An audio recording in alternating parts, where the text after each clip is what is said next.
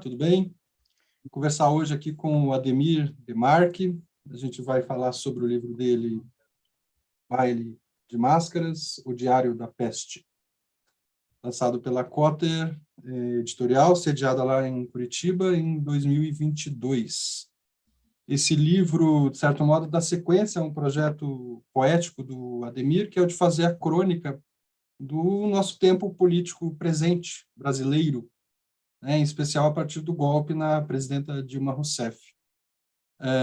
Por enquanto, tem 3 livros no projeto, né, que são o Gambiarra, e lançado pela Urtal, Gambiarra, uma pinguela para o futuro do pretérito, e esse aqui, com essa capa massa, In Fuck We Trust, também da Urtal. Seja bem-vindo, Ademir, prazer conversar contigo. É um prazer também, Ricardo, compartilhar aqui um diálogo com você nesse programa que você está fazendo aí de entrevistar escritores. Está ficando maravilhoso, então, para mim é uma honra estar aqui. Massa. Gente, o Ademir, vocês devem conhecer, né? Ele é poeta, editor, pesquisador, crítico de arte, de literatura, pensador, editor, né, da revista Babel Poética, uma revista muito importante, assim, que eu li bastante também, participei, inclusive. E eu queria, antes da gente começar, Ademir, apresentar alguns livros teus, em vez de fazer uma biografia aqui, mostrar os teus livros, né? Eu tenho bastante livro teu aqui, o Pirão de Sereia, que reúne uma boa parte da tua obra pretérita, né? A gente tem o Cemitério da Filosofia, Preceitos da Dúvida. Tem aqui o Eu, Fantasia Disseminante. A gente tem esses livros da sua cartoneira e da olaria, né, na verdade. Louvores Gozosos. Eu vejo que o Ademir produz muita coisa. O Amor é Lindo. Tem essa discussão aqui do Arthur Bispo do Rosário, né? Sim. Obras Cadáveres. O Ademir também realizou, enquanto organizador, né, essa seleção de poetas paranaenses, em 2 volumes, eu trago só um deles aqui. E mais? O Ademir também é um grande crítico de poesia, né, estudioso. Tem aqui o Espantalhos. E o Contra Poéticas também. Ambos bastante espessos, né? Livros são verdadeiros catataus, assim, com abordagem de muitos poetas, uma coisa muito interessante que eu recomendo bastante. Eu queria começar te perguntando, Ademir, a partir de uma pergunta que eu vi feita pelo Marco Vasques, numa outra entrevista, né? E ele disse que você é um escritor do contra. Até o teu livro se chama Contra Poéticas, né? Um dos seus livros de crítica ali. Essa série de livros, né? O Gambiarra, o In Fuck We Trust e esse livro atual, O Baile de Máscaras, eu sei que já tem um outro livro, inclusive, né? Ela é, obviamente, uma série contra um estado de coisas políticas brasileiras dos últimos anos. Mas eu queria te perguntar, a partir de uma outra perspectiva, que é o seguinte: contra que tipo de poesia são esses livros? Bom, eu te diria, em termos de linguagem, que eu tenho um grande incômodo com a poesia mais metafísica, existencialista, né? Essa que é circunscrita a um eu poético, que é altamente disseminada, né? E é uma praga na poesia contemporânea, sobretudo, né? E que é um vírus que acomete a juventude, os primeiros poetas, de forma assim cancerígena, eu diria. E isso tanto é um problema para mim que eu resolvi refletir sobre isso, né? Estou escrevendo um livro e houve já essa primeira publicação que você mostrou aí, Eu, Fantasia Disseminante, que é um pequeno conjunto de poemas que pensam justamente o que é esse eu poético, quem é essa fantasia, né?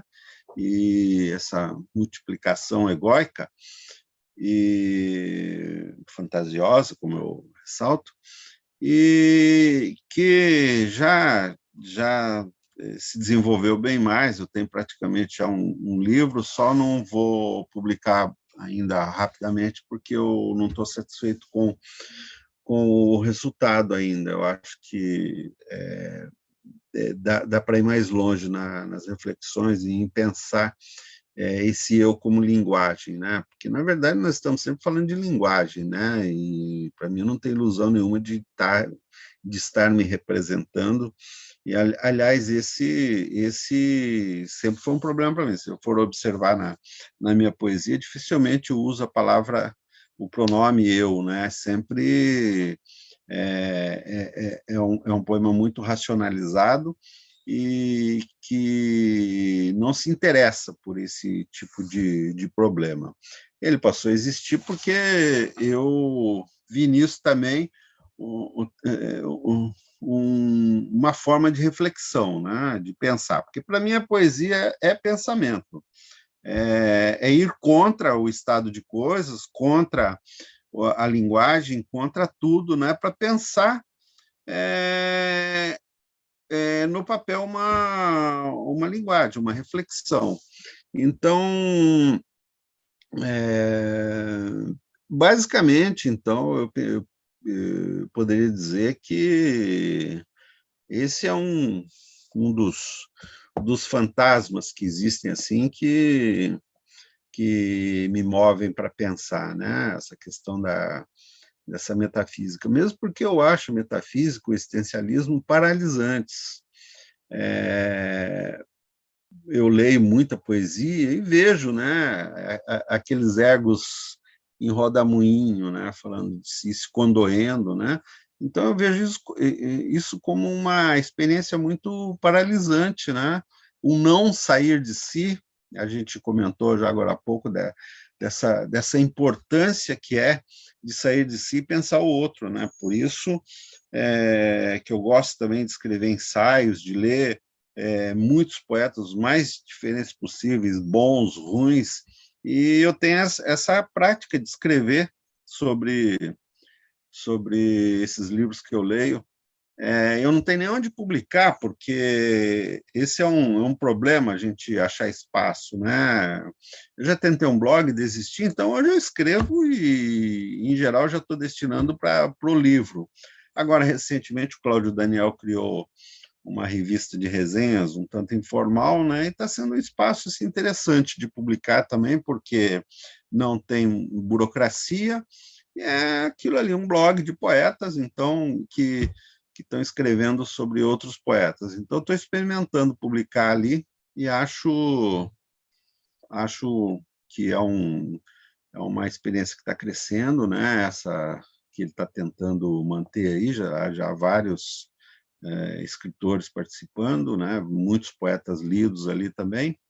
Então, esse exercício de sair de si, né? Dessa metafísica que come pelas pernas, é um movimento necessário, né? Então, basicamente, eu te responderia isso, contra essa forma de alienação, né? Contra esse estado fantasioso de que o eu é poderoso, né? Basta pensar o que foi a seleção brasileira ontem aí, que a gente assistiu, né? Aquele bando de moleque que perde uma partida e desmorona, que nem o Bolsonaro desmoronou, perdendo, né? Então, falta isso, né? Essa maturidade. E isso está na poesia brasileira também, né? Esse bando de escritores assim imaturos, né, que estão só pensando em si, escrevendo sobre eu, e não sai de si para pensar o outro, né? Pois é, mas eu acho que sim, é uma característica sua, né, da sua poesia, essa perspectiva que a gente poderia dizer de um certo distanciamento, né? Distanciamento desse eu e mesmo de outras vinculações identitárias também, né? Fazendo essa visão que eu poderia dizer que é um pouco mais objetiva, um pouco mais de cima, de panorâmica mesmo, né? Mas veja, Ademir, ainda a respeito dessa questão do contra, né? Você agora falou sobre essa poesia que é contra a poesia metafísica. Esse projeto, no fim das contas, né, você vai continuá-lo, assim, você tem a ideia de dar continuidade a esse projeto? Vem um outro livro por aí que também faça esse mapeamento da situação social e política brasileira? Outro dia eu estava vendo o Greg News e o Gregório do Vivier disse que provavelmente iria parar o programa se o Lula fosse eleito. Isso eu acho que é uma gravação mais antiga, né?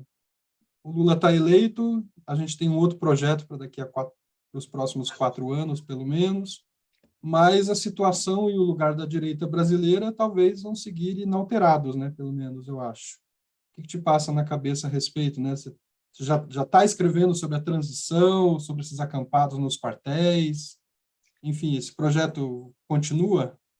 Olha, eu acabei deixando alguns poemas de fora, né, desse último livro, e pelo caos, né, porque a gente escreve em todo lugar, e aí eu acabei deixando alguma coisa, então pode ser que isso seja algum estímulo para voltar, mas eu te diria que eu me cansei bastante. Na verdade, esses 3 livros foram livros necessários. Eu sempre tive Uhum. uma atividade política muito forte na minha vida. Aí no Paraná, eu comecei lá pelos 15 anos a lutar contra a ditadura no colégio, fazendo jornaizinhos que foram censurados, e depois eu entrei na militância de cineclubismo, de teatro, e finalmente na partidária de formação do partido, do PT, aí no Paraná. Eu cheguei a sair candidato a deputado estadual lá pela região de Maringá. Eu não tinha condições de eleito, não havia nenhuma ilusão quanto a isso, era apenas porque os militares impunham a necessidade de registro partidário, precisava ter uma quantidade de votos em todo o país, então nós formamos lá na região de Maringá, somando esforços em todo o Paraná, para registrar o partido. Então, eu sempre tive essa atividade política, e em 1985, quando eu terminei meu curso de letras em Maringá e saí de Maringá, fui morar em Curitiba, eu me desliguei da militância partidária e nunca mais voltei. Porque a política, para mim, partidária, militante, nunca foi meu interesse, assim, foi uma contingência ali do movimento estudantil e do momento histórico. E eu sempre passei a ter essa prática na escrita, na leitura, né, e no que eu faço como escritor e editor. Mas, com a queda da Dilma, aquilo ali começou a me mover outras forças, né? Porque, como escritor, eu comecei a produzir reflexões sobre aquilo. E aí, com o golpe, né, que se efetivou, eu fiquei ainda muito mais mobilizado a pensar contra, né, a agir. Porque o que a gente faz como escritor? A gente vive dentro de bibliotecas, né? Aqui, ó, olha o que tem aqui atrás, a gente cercado de papel, você também. O que a gente faz, né? Qual é o nosso poder de mobilização? Nosso poder possível, pequeno, é escrever, pensar, né? Então, foi por aí que eu enveredei. E então Gambiarra foi o primeiro livro, Gambiarra, porque era uma resposta ao Temer, né? O Fernando Henrique disse que o Temer era a ponte necessária, e eu li isso como não uma ponte, mas uma gambiarra, e não para o futuro, mas para o futuro do pretérito, né? Aquela coisa precária que acontece no Brasil. E eu escrevi esparsamente poemas. Tem um sobre feijoada à brasileira, que é anterior até a esse processo todo, e que está nesse primeiro livro. E aí, mas eram escritas mais esparsas. Com isso, do golpe, Aí despertou em mim essa beligerância, né, de escrever poemas. Aí pensei nisso, e continuei com o segundo, que saiu pela Urutau, em Fuck We Trust, que pega o primeiro ano do governo Bolsonaro, o primeiro ano, e a Lava Jato, e que meio que fechou nesse terceiro, que é o Diário da Peste, que pega os 2 anos e meio seguintes do Bolsonaro, até junho agora, e o período da pandemia. Do meio do ano para cá, eu descansei, parei, estou observando, né? Não estou escrevendo muito sobre isso, acho que praticamente nada. Estou cuidando de outras coisas. Agora, realmente essa dúvida que você coloca, essa questão que você coloca é uma dúvida que pesa sobre mim, se eu vou continuar escrevendo. Porque, na verdade, vamos entrar agora no governo Lula, e já a eleição dele, para nós, já foi uma mudança de ares muito sadia, né? De novembro, começo de novembro para cá, eu já estou muito mais relaxado, estou vendo todo mundo mais tranquilo, a gente já está alcançando assim uma serenidade, né? Que nos permite respirar um ar menos infecto. E então acho que o ano que vem já vai ser um ano mais promissor, os próximos anos vão ser, graças a isso, né? A esse sistema político que vai se implantar, que vai abrir novas possibilidades positivas, né? E não destrutivas. O que não quer dizer que isso seja uma fantasia para se acreditar, porque a gente conhece, já viu um governo anterior do Lula, depois que o Lula saiu do poder e entrou a Dilma, teve um dado momento da minha vida que eu estava combatendo ela, por causa das merdas que ela estava fazendo. Ela colocar aquela irmã do Chico Buarque, por exemplo, no Ministério da Cultura, aquela mulher desmontou todas as conquistas que o Gil e o Juca construíram. Então, em dado momento, eu passei a ser um combatente contra a Dilma, porque era um absurdo o que ela estava fazendo, né? E então, como que nós vamos nos comportar com relação a esse governo do Lula? Nós estamos muito cansados por causa do período desse monstro aí, e então a gente vai tender a ter uma certa condescendência com relação ao governo do Lula. Mas eu acho que nós somos escritores e a nossa inquietude é constante. Então, pode ser que isso, para mim, se reflita numa outra escrita de pensar também, porque quando eu penso esses poemas, esses livros, nesse projeto de escrita política, eu não penso numa partidarização, numa simpatia pela esquerda, não, pelo contrário. Eu acho que o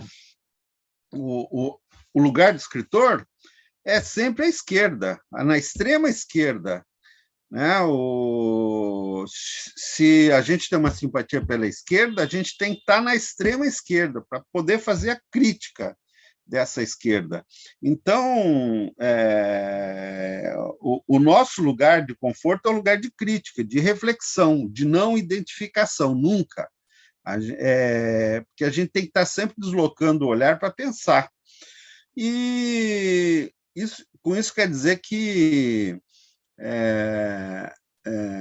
ainda que a gente esteja no combate para que esse governo se efetive e seja um processo tranquilo de passagem para um período de estabilidade democrática, a gente também não pode baixar a bola e aceitar todas as imbecilidades que vão ficar aparecendo, né? Então, eu acho que, como escritores, nós temos esse papel de pensar. E o que eu faço nesses livros? Né? É um trabalho de observação, de leitura e de escolha de momentos que são os mais absurdos para mostrar que sejam como funciona a sociedade. Então, por exemplo, eu gosto muito no In Fuck We Trust de um poema que eu escrevi, um pouco longo, que é quando os bárbaros tomaram posse do Palácio da Alvorada, no dia da posse do governo Bolsonaro, e aí quem narra é uma evangélica amiga da mulher do Bolsonaro, que entra pelo palácio como se entrasse no... Ela até fala no palácio do Shrek, né, as referências culturais dela. Então, isso é um fato, existiu isso, só que eu peguei aquele evento e transformei numa reescrita, né, com o meu modo de ver as coisas. E então é de selecionar fatos, momentos, falas e reconfigurá-las de forma crítica numa escrita, né? Então é uma escrita poética que come de tudo, né? É antropofágica, né? Eu devo muito ao Oswald de Andrade, não só pela prática que ele teve também de ler o país, né? Que ele escrevia poemas sobre o Brasil, Murilo Mendes também, já há uma tradição de poetas brasileiros que leem o país. Então, eu me situo dentro dessa linha aí, espero que com alguma competência, né? Não sou eu a dizer isso, mas só o futuro dirá. Então, para mim é um prazer ler o Brasil nesses poetas no passado, né? Ler o História do Brasil, Murilo Mendes, Bandeira sobre Ouro Preto, Cecília Meirelles, enfim. E então resta então esse desafio, né? Como é que esses atores, que são todos atores que estão num palco representando, né? Como é que eles vão agir? Então, talvez seja o trabalho de continuar observando e escrevendo, né? Sobre esses absurdos que serão cometidos o tempo todo, né? Porque a cultura brasileira é muito rica, né? Em possibilidades, tanto absurdas quanto positivas, né? Isso aqui é um caldeirão do diabo. Exato. E você falou aí da crítica que você tem, inclusive, à esquerda institucionalizada, né? Eu lembrei desse poema Guerrilha, que está aqui no Gambiarra.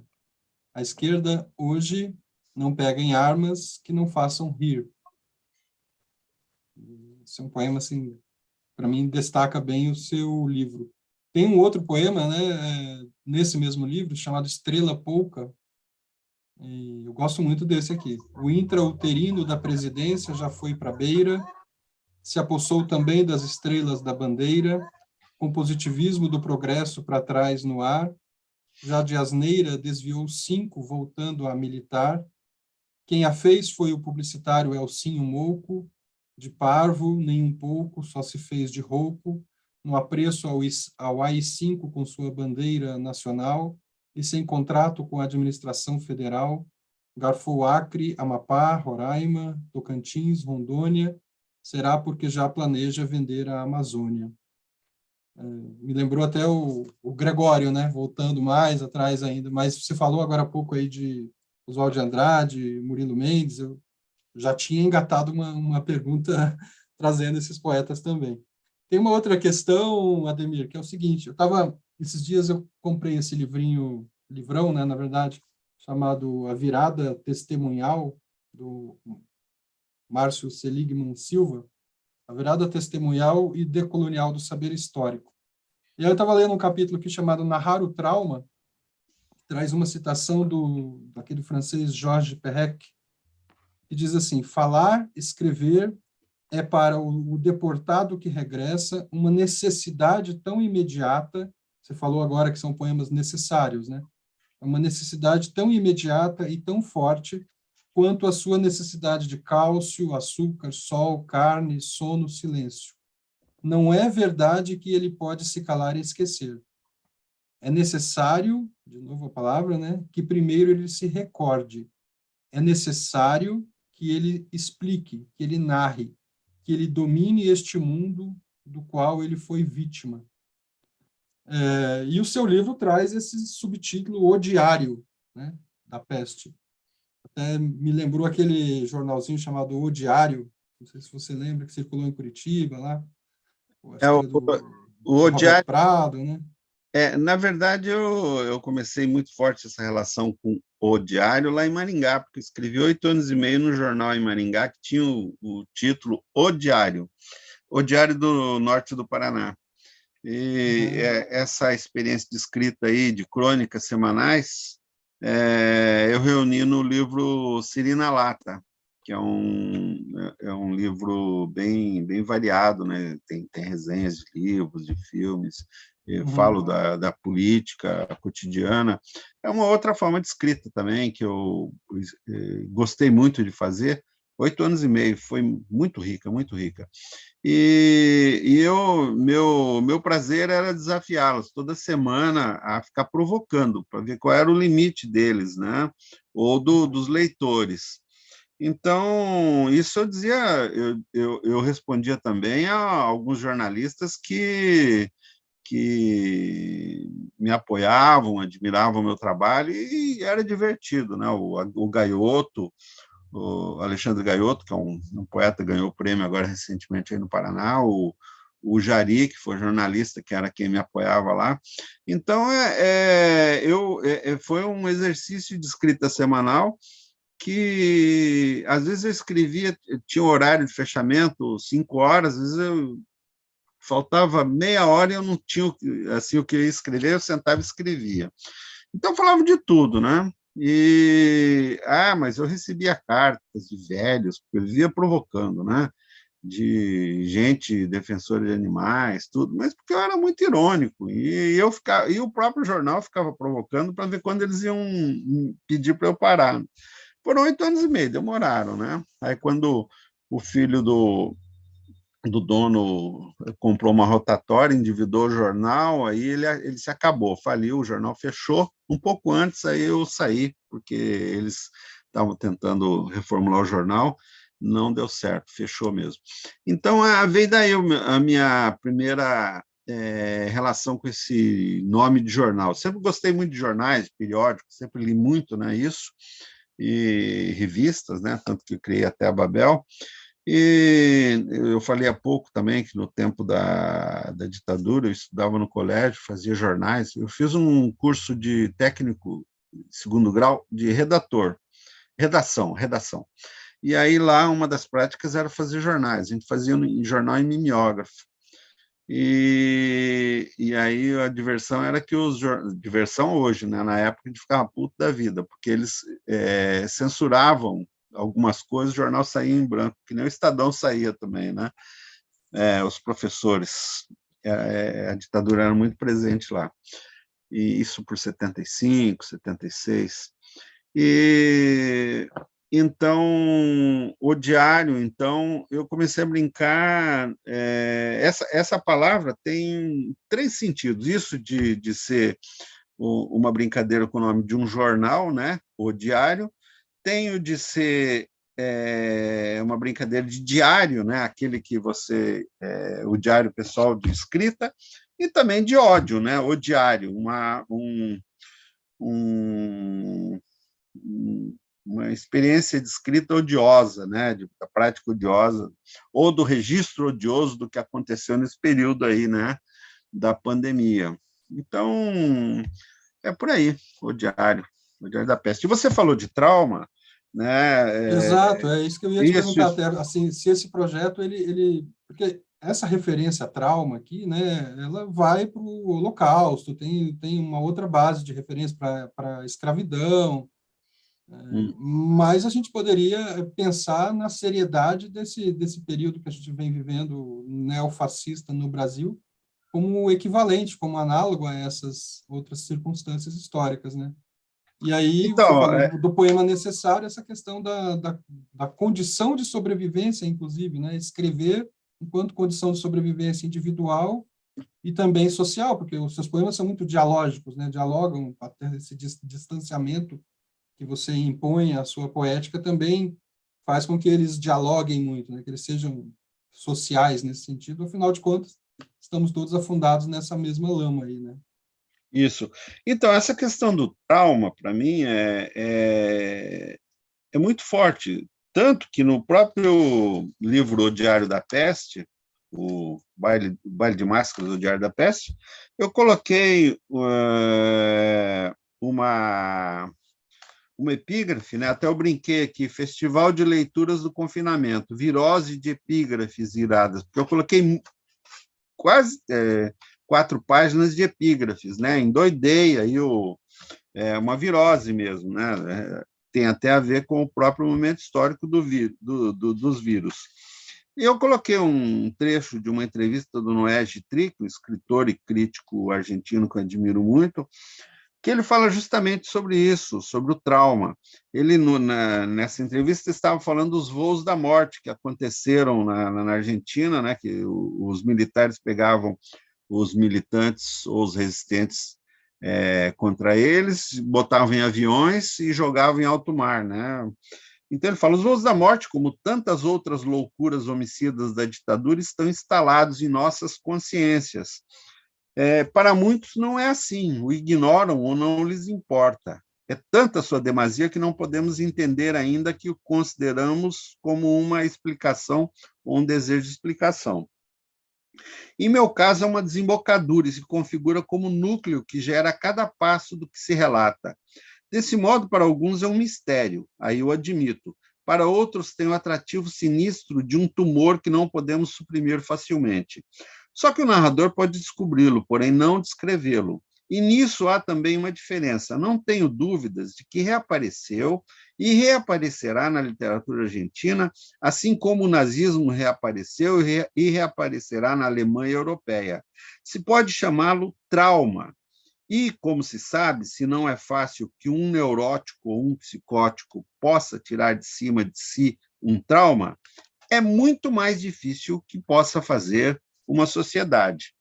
Por isso, essa epígrafe não está à toa ali, tá? Porque eu estou falando justamente do trauma que é a eleição desse palhaço aí, né? Irresponsável, esse recruta zero, que ocupou 4 anos da presidência e libertou dos porões esse bando de doidos, né, de verde e amarelo, que infantilizados, né, bestializados, e é uma coisa que, na verdade, é um retorno do mesmo, um retorno do que foi a ditadura de 64, só que agora, lembrando Marx, né,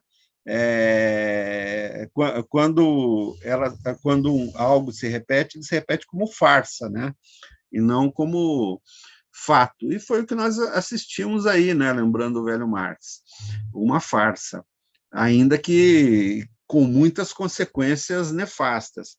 E isso, para mim, é um trauma que existe, né? Porque nós não depuramos a responsabilidade dos crimes cometidos na ditadura.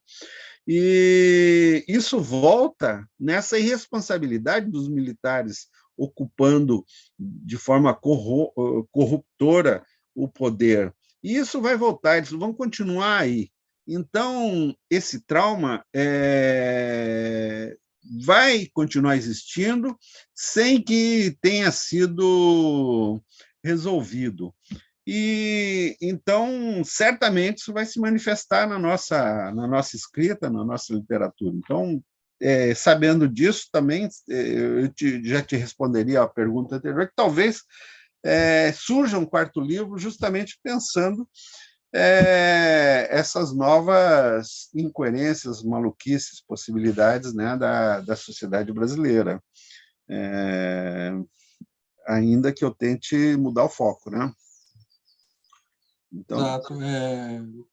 Tem até um... Eu acho que essas maluquices, elas são um dado estrutural, assim, né, na nossa história, né? Que sim, é maluquice e perversidade junto, né?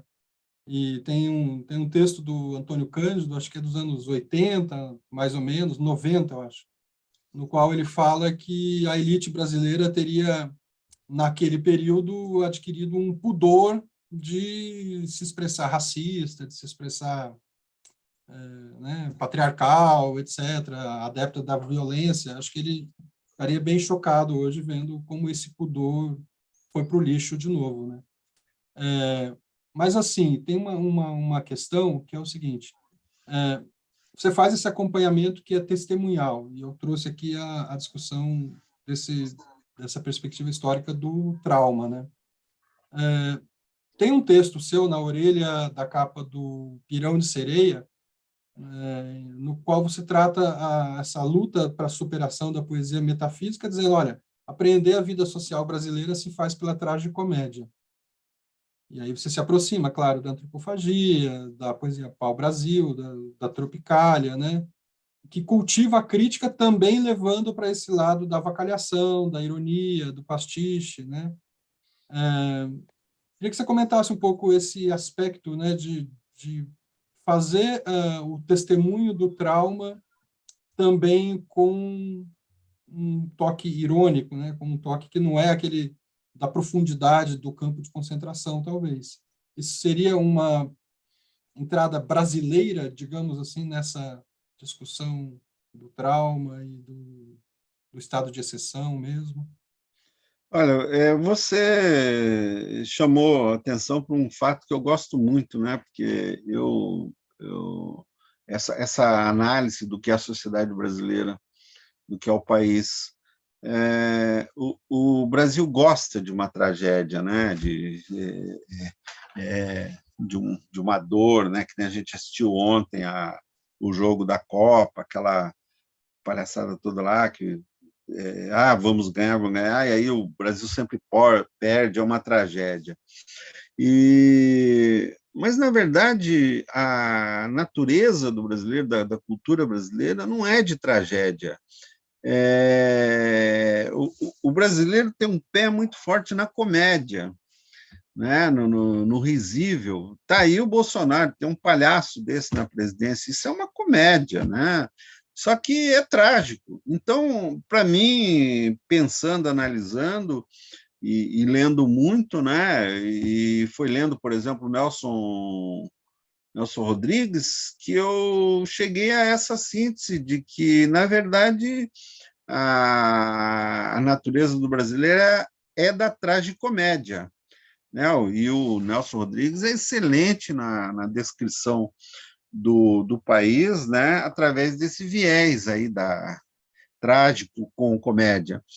E então, como escritor, eu não consigo ver de outra forma. Não acredito na tragédia e a comédia a gente nunca consegue estar gozando o tempo todo, estar rindo, né? A gente tem o tempo todo essas interrupções. Nós estamos numa vibe, num mau humor aí já de quantos anos, né, afetados por essa doença social, né, econômica, que nos atinge, mesmo que a gente esteja isolado no conforto de uma biblioteca, né, cercado de papel, a gente está recebendo esses maus eflúvios o tempo todo.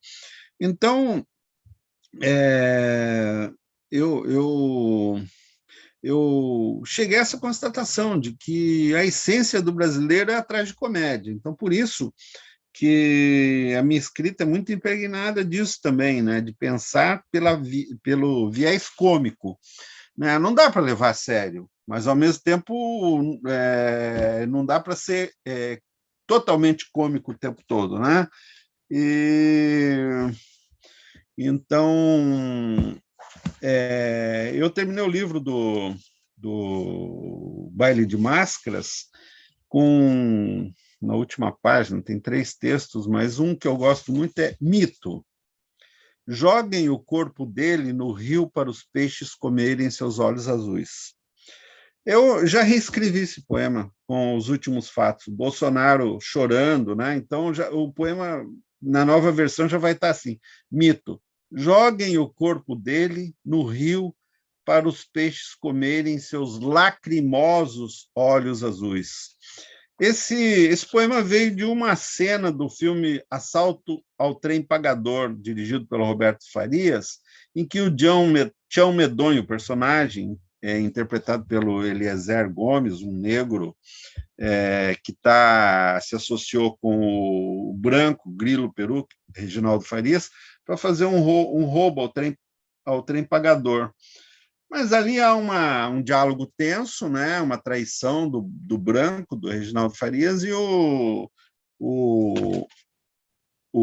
Tião Medonho, o negro, fica num ódio terrível e manda os asseclas dele matarem o Branquelo e jogarem no rio para os peixes comerem seus olhos azuis, né? O poema vem daí. Eu trouxe o poema daquele trauma ali dos anos 70, né? Do Pagador de Promessas, acho que é dessa época, não me recordo agora.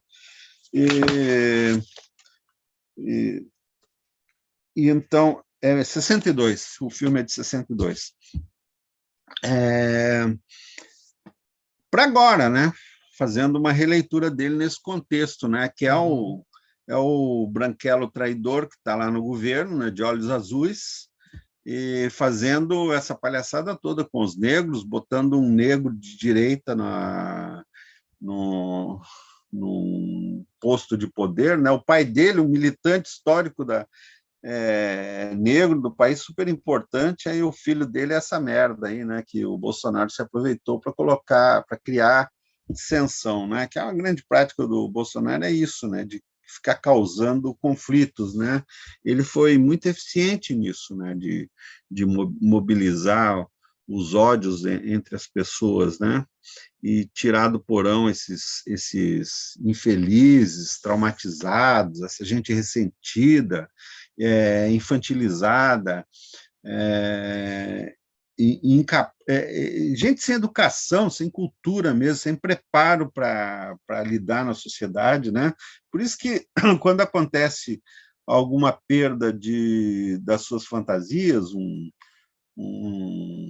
que para eles é trágico, né? Eles descambam no choro, como o Neymar, várias vezes a gente já assistiu chorar, né? Como o Bolsonaro agora perdeu a eleição, você vê como ele era um incapaz, né? O cara se desmoronou, não estava preparado para o cargo, muito menos para perder. E assim como esses caras, esse verde-amarelismo que está nas ruas, é um bando de gente despreparada. Eles vivem numa bolha de fantasia, e eles estão rezando para pneus, chorando porque o mito deles não foi eleito, está sendo enganado. Então, é uma fantasia, né? Então, o brasileiro vive nessa tragicomédia. E é pouca gente que consegue sair dessa bolha e ver o que está acontecendo, né? Então, é uma tragicomédia constante, né? A gente não consegue viver a tragédia, né? O trauma em sua intensidade e resolver isso, né? Enfrentar isso e passar pelo luto e seguir à frente. Não, isso não acontece no Brasil, né? Isso é mal baratado, colocar debaixo do tapete, escondido, né, que nem houve a ditadura de 64, a anistia falsificada, que beneficiou só a direita e o Estado, os agentes de Estado. E até hoje existem cadáveres nos armários, né, corpos que não apareceram, e o que é um absurdo, né, num Estado de Direito, e que praticamente não existe, né? Por isso houve até o golpe contra a Dilma e o Lula. E então a gente sai veste a tragédia com uma fantasia de palhaço, esconde o negror do luto, né?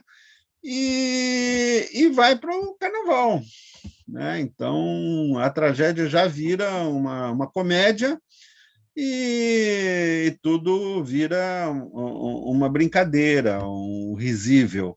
Mas aí qual é a nossa posição de pensar isso, né? Quando a gente se distancia, a gente conclui que não é nem a tragédia e nem a comédia.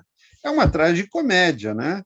E essa tragicomédia, então, é para mim a leitura possível do que é a cultura, a história, a sociedade no Brasil, né? E quando a gente constata que é uma tragicomédia, é uma constatação de que é impossível viver a tragédia e é impossível viver a comédia. Então, a gente está sempre nesse meio caminho, né? Que o ponto de vista crítico conclui como insatisfatório, porque as coisas não se resolvem e vive-se, então, nessa tragicomédia, né? O tempo todo. Todo mundo, o tempo todo jogando casca de banana, escorregando nas cascas de banana e todo mundo rindo, e há uma indiferença, né? Você veja, só para finalizar essa questão, o IBGE, nas suas últimas contagens de pesquisa, agora, feita neste governo ainda, chegou à conclusão de que 30% dos brasileiros estão vivendo na miséria. 30%. É gente pra cacete, meu. Sai 60 milhões de pessoas, mais ou menos, né? Isso em 4 anos, ou um pouquinho mais, se pegar o governo do Temer. E a gente pensar que o Lula acabou com a miséria no Brasil no começo do governo dele, lá, nos anos de governo dele, acabou com a fome, quero dizer, né? Hoje nós estamos com 60 milhões, 30% da população brasileira nessa situação de novo, e essa indiferença cínica, né, das elites, dos poderosos, desses babacas da Faria Lima, rejeitando o Haddad, por exemplo, como um possível ministro da Economia, porque eles não estão nem aí para dizer isso, o modo como eles estão lidando com a questão do teto, que o teto, para lidar com a miséria, vai foder com a economia. É um cinismo, cara, uma irresponsabilidade, né? Então, a tragédia o tempo todo, só que eles não estão nem aí, eles estão se rindo da coisa, né? Então, tragicomédia. Perfeito. Agora, ainda matizando um pouquinho essa discussão aí, porque esse livro, né, o Baile de Máscaras, o Diário da Peste, é um livro composto também no período da pandemia de Covid, né? Então, por mais que a gente faça esse enquadramento político, que a gente leve para esse lado que a política tem essa ambiguidade trágico-cômica, né? A Covid não foi ambígua, né? E assim, a gente percebe que, e às vezes ultrapassa a própria dimensão política, né? Pelo luto, né, social que a gente viveu, o estresse, né, o medo, etc. E eu acho que esse livro traz uma diferença em relação aos outros dois anteriores, desse mesmo projeto de acompanhamento aí, testemunhal, digamos assim, trazendo talvez alguns poemas que saiam desse tom de ódio um pouco, ou saiam desse tom de ironia, né? Eu estava achando algum aqui, por exemplo, né? Tem um chamado Mesmo que me saiba infeliz, tá ali na página 79, que eu acho que puxa um pouquinho para outro lado, veja se você concorda, né? Olho pela janela da cela, vejo lá embaixo, lá está o porteiro na gaiola, não há beijo a não ser em minhas caraminholas, não há morte, não, há mais morte do que vida, mas a vida muda, fala mais forte, o que sinto vaza pela face fendida, mesmo que me saiba infeliz, tenho sorte. E, para mim, assim, introduzem uma diferença em relação aos livros anteriores. Tem um ou outro poema, assim, eu acho que mais que um ou outro, na verdade, que são poemas meio que abalados pela perspectiva da morte mesmo, né? Da pandemia, da Covid. Isso aí é um eu lírico que está preso, né, dentro de casa por causa da pandemia, olhando o mundo lá fora, né? Vê o porteiro preso na gaiola, né, na guarita, Uhum. e pensando, né, que foi para nós isso. Nesse confinamento foi um confinamento terrível, né? Foi bom porque a gente ficou mais perto dos livros, né, do nosso ambiente em que a gente vive, né, a casa, e mais longe do trabalho, do convívio mais sórdido com as outras pessoas, né? que é a realidade, mas, ao mesmo tempo, esse confinamento nos levou para esse lirismo, né? Para essa reflexão metafísica, né? Do que qual é o sentido de estar passando por isso, né? De estar vivendo isso. Mas, ao mesmo tempo, para mim também foi um momento de observação como as pessoas são ridículas, né? Porque de ficar ficar vendo gente de máscara com o nariz de fora, né? Aí, ó, por exemplo, escrevi um poema, né? É indecente um nariz fora da máscara, né? Porque as pessoas se cobrem, né? Tudo, mas mantém a indecência, né? E há uma brincadeira com o Baudelaire, né? Há uma passante. Que nariz lindo, brilhando fora da burca máscara. Né? Uma pessoa que passa com o nariz de fora, né? Ou que a gente encontra tudo. Enfim, é isso, né? Eu tentei ver a pandemia, o momento da prisão em casa, e a gente aqui no mercado, às vezes tentei ver um certo senso de humor, mas vendo as outras pessoas. Mas quando isso se volta para o espelho, né, para a gente não consegue sair desse poema que você leu aí, né, essa reflexão, essa constatação, né, dessa tragédia pessoal, né, de estar confinado, de estar pensando que a morte está muito próxima de nós, né, com o esteve de mais de 700 mil pessoas só aqui no Brasil, né? A gente perdeu muitos amigos, muitos conhecidos, muitos familiares, né, nessa situação. Então, todo mundo foi atingido de forma direta ou indireta, de alguma forma, ou das duas o tempo todo, né? Então, isso teve efeitos psicológicos, né, traumas, né, que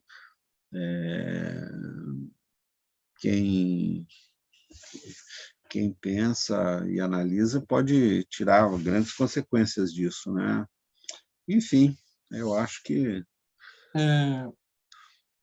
Outro dia eu estava conversando, outro dia não, na verdade, faz um tempinho já, eu estava conversando com o Ronald Augusto, mudando um pouco de assunto, e ele me disse que gostava muito da sua poesia e principalmente da sua postura diante da poesia, que ele definiu como uma postura de alguém que vai e faz e pronto, entendeu? Não fica com muita frescura, não fica com muita firula no poema.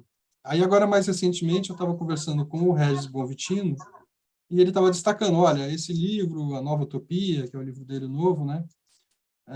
Foi algo inédito na carreira dele, porque ele levou 8 anos para escrever o livro, e aí ele trata das reescritas, dizendo que, na verdade, são uma longa escrita, né? Queria que você situasse aqui para a gente um pouco entre esses dois polos, do poema que nasce pronto e do poema que é muito trabalhado. Como é que você situaria o seu fazer poético? Eu estava pensando também por conta desse grande volume de produção que você tem e o fato de a sua produção em livros, pelo menos do que eu sei, ser mais tardia, né, na sua biografia, né? Parece que começa lá dos anos, quando você tem a partir dos 40 anos, algo assim, né? Como é que você pensa o seu fazer poético entre essa coisa do poema que nasce pronto e do poema que é infinitamente reescrito? Bom, eu te diria o seguinte, que eu realmente demorei bastante para publicar meu primeiro livro, que eu considero um livro assim que se para em pé, que foi Os Mortos na Sala de Jantar.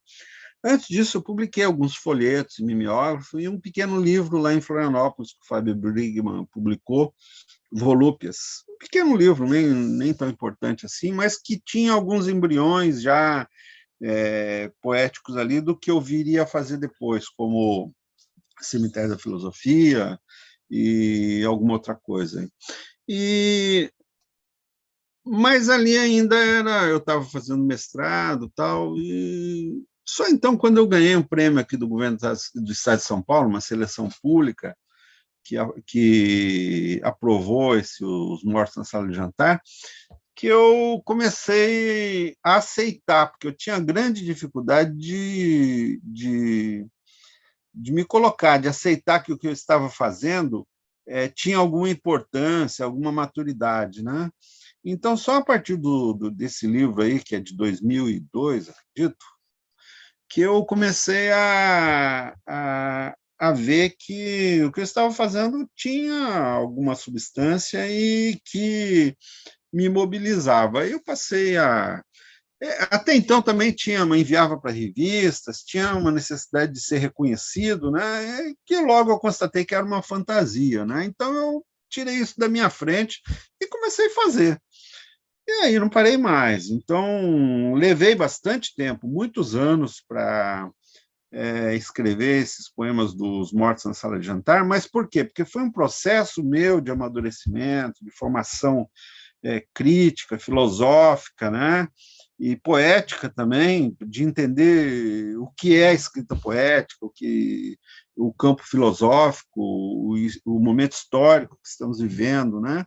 E tudo mais. Então, quando eu comecei a alcançar esse amadurecimento formacional, educativo, digamos assim, eu me libertei mais. Então, eu passei a escrever muito mais livremente e pensar sempre em projetos, em livros com focos, né?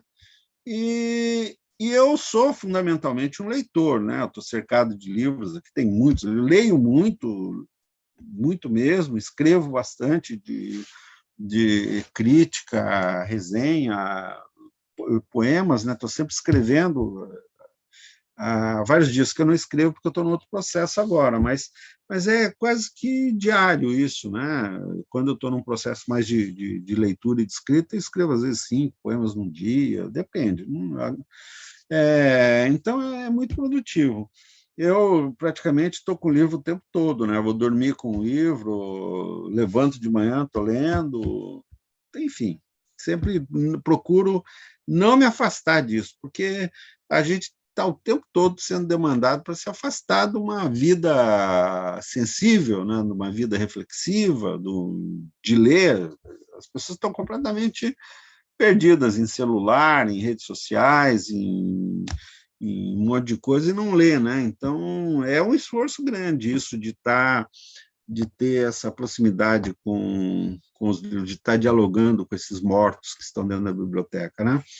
E então eu passo por vários processos. Há poemas que eu começo a escrever e demora, né? Porque às vezes demanda pesquisa, demanda uma elaboração. Agora, há poemas que eu já escrevo e já coloco no computador, num livro, está pronto. E quando ele vai sofrer alguma alteração? Numa outra mexida que eu vou tentar fechar melhor o conjunto, e aí eu reescrevo, relaboro, tal. Mas aí demanda o tempo, né? Agora, por exemplo, eu estou muito envolvido, terminei o Baile de Máscaras, que saiu agora a questão de 2 meses, né? Ontem chegou o Antologia Impessoal, que eu estarei lançando hoje, segunda e terça-feira, que é uma antologia que eu fiz, bem diferente, porque só entrou poemas escolhidos por leitores, críticos e tradutores, não por mim. E então, agora, no ano que vem, meus projetos, assim, eu pretendo dar uma refrescada na escrita. Eu já tenho alguns livros mais ou menos encaminhados. Eu vou reeditar um que o Ronald, inclusive, publicou, que é o Passeios na Floresta. Ele fez uma publicação quando o livro era praticamente um folheto, ali, tinha 20 páginas, acredito. Hoje é um livro já de mais 100 páginas, que eu brinco a partir de uma fala do Valéry, né, Passeios na Floresta dos Signos, né? E que são leituras, né? O modo como eu leio os autores, há uma certa admiração, né? Nesse livro, assim, nessa convivência com os escritores. Agora, eu também já estou desenvolvendo outro que eu me cansei de escrever resenhas, né? Porque não tenho onde publicar, e eu comecei a escrever um livro que já está bem adiantado até, de poemas que eu estou dando o título de Trompel, trompe-l'œil, meu péssimo francês. Crítica poética de rodapé. Então, quando eu leio um livro, agora não escrevo mais uma resenha, escrevo um poema, né? Se o livro é bom, eu pesco alguma coisa boa nele. Se não, escrevo contra o livro, né?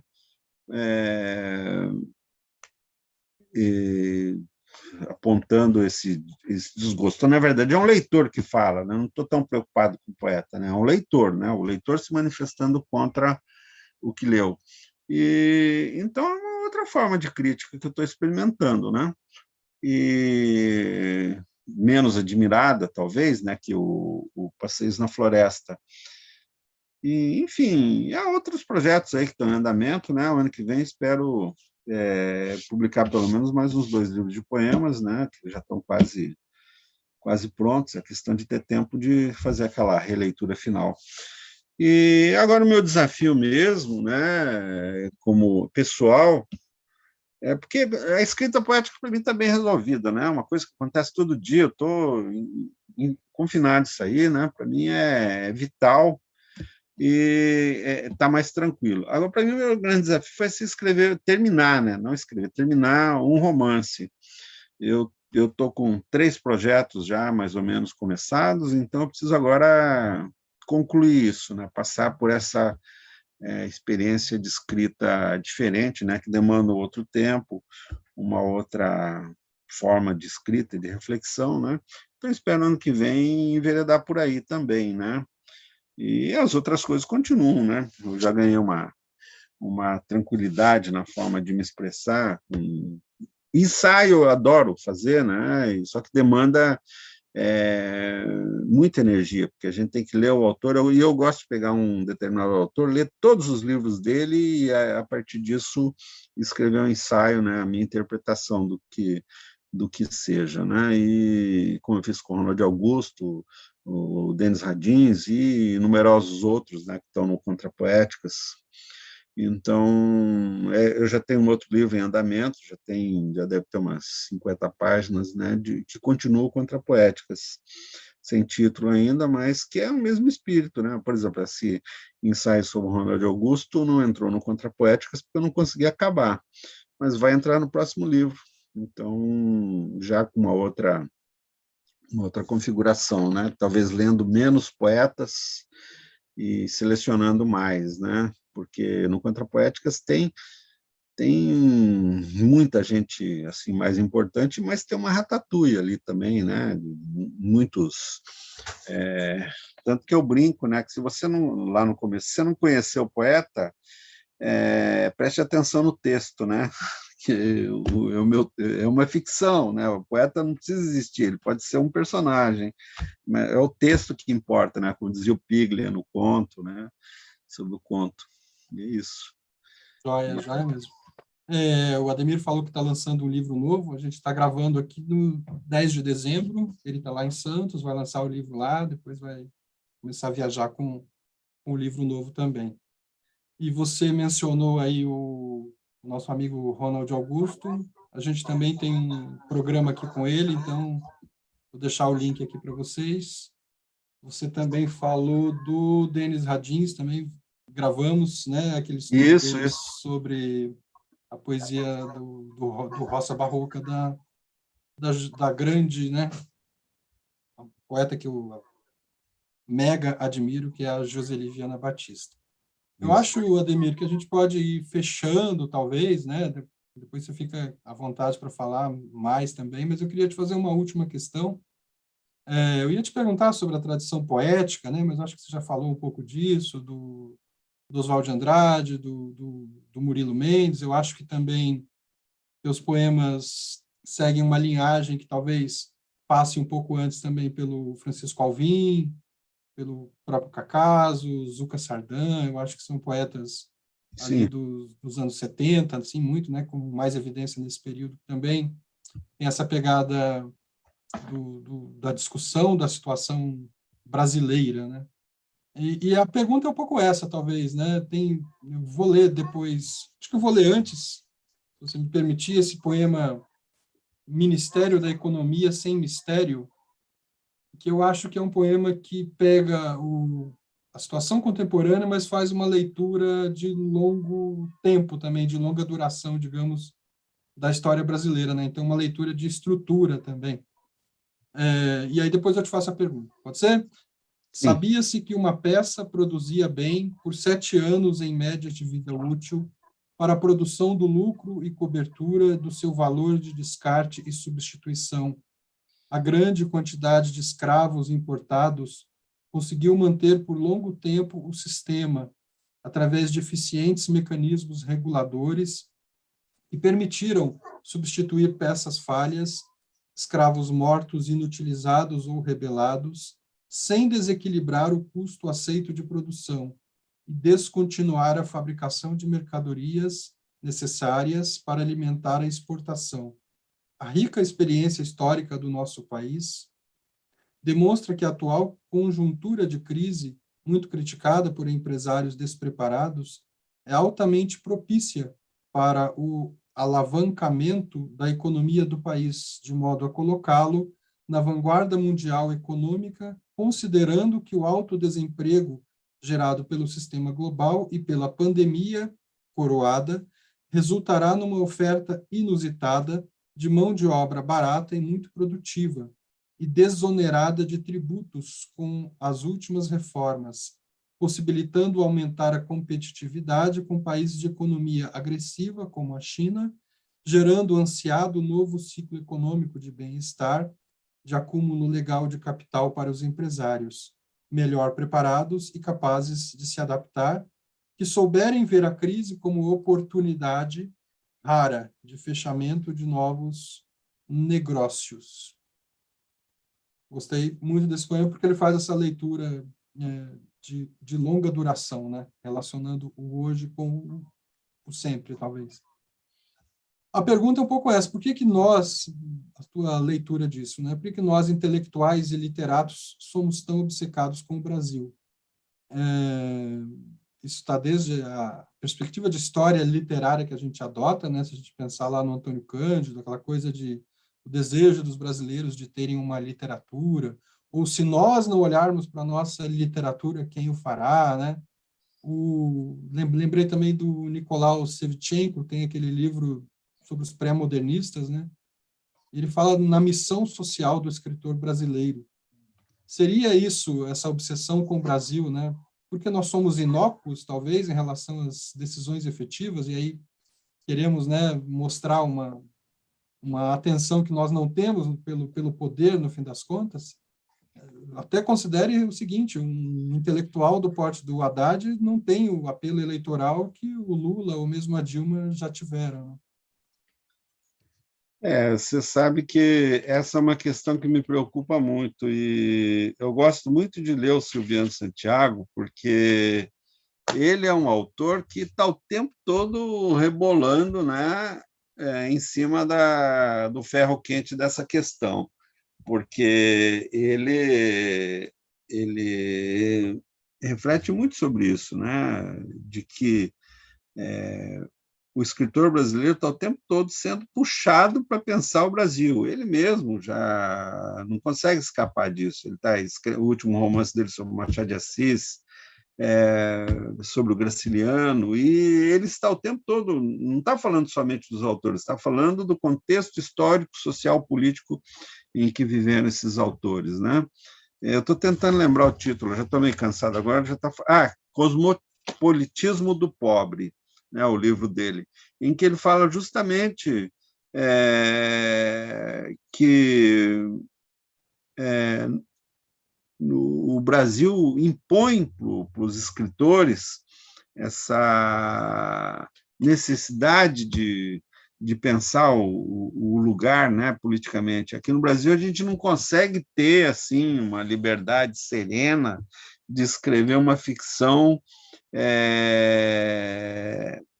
descompromissada, né? Claro, tem muito escritor que está aí escrevendo, até o Jabuti já criou uma excrescência ali da figura do romance literário e o romance de entretenimento, né? Só no Brasil. Enfim, Há muita gente que tenta isso, mas esses que estão tentando escrever os romances de entretenimento são, de certa forma, até alienados, né? Porque eles são pouco críticos em relação ao contexto histórico do país. Então, o grande desafio seria justamente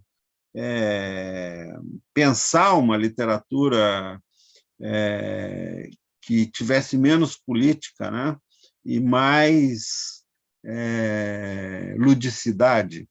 Não sei se isso é possível, né? Enfim, a gente, quem conhece a realidade do país não consegue escapar.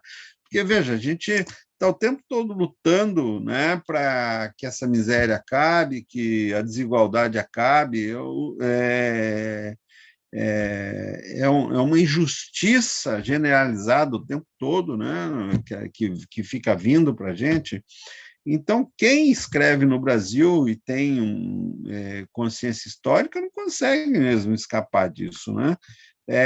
Na verdade, acaba tendo que fazer um esforço grande para olhar pela janela e ver passarinho, né?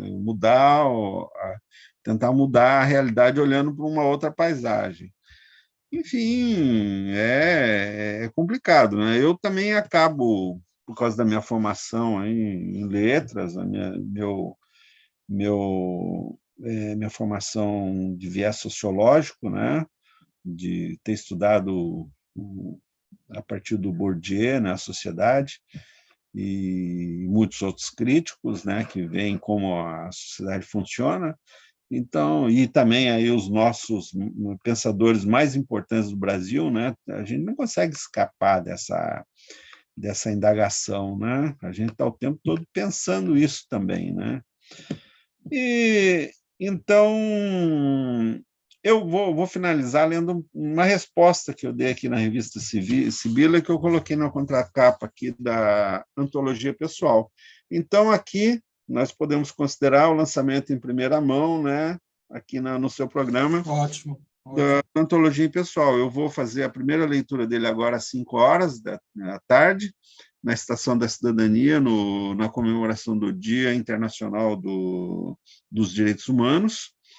E você vê como as coisas são, né? Eu tentei fazer um lançamento de um livro ali na Estação da Cidadania, eles me colocaram num evento de comemoração desse dia, do Dia Internacional dos Direitos Humanos. Então, isso acaba somando, né? Não é impossível escapar das referências, elas pegam a gente. Bom, então, o entrevistador me perguntou: o que você espera ao escrever poesia? Eu respondi: antes de mais nada, alcançar um sentimento de satisfação pessoal de ter chegado a algum lugar com um poema, de ter concretizado uma síntese, um registro, como uma fotografia de um instante ou de um sentido, de um modo de ver que me pareça peculiar, respondendo ao mesmo tempo à indagação sobre o que seja o contemporâneo e a ambição de extemporaneidade. Esperaria despertar a reflexão no leitor, se não estivesse vacinado pela constatação de que ao escritor cabe fundamentalmente escrever e nada esperar, pois essa seria uma das formas de fantasia que justamente a poesia deve desmontar. Não há o que esperar, não há salvação. É isso, Ricardo. Perfeito. Sem esperança nem temor, né? Como Isso traz aí. o Pound lá nos cantos, como epígrafe aos cantos, eu acho. Acho que é isso. Isso. Mas maravilha, Ademir, te agradeço muito. Foi uma conversa bem interessante, bem esclarecedora, né? E queria ter falado até mais dos seus outros livros, né? Mas Não vai faltar oportunidade, não vai né? faltar e a gente depois marca uma outra conversa para falar desse livro novo aí também. Tá bom. Ok? Ó, Obrigado. foi um prazer trocar palavras com você. Isso é estimulante também para o meu trabalho, né? Essa possibilidade de diálogo, e a gente vai se lendo mutuamente, né? Que é importante, né? A gente tem a sensação de que existe um diálogo, né? Uma reciprocidade, e que alimentam o nosso trabalho. Joia. Essa é a ideia. Então é isso. Semana que vem a gente volta aqui com mais outro livro. Até lá.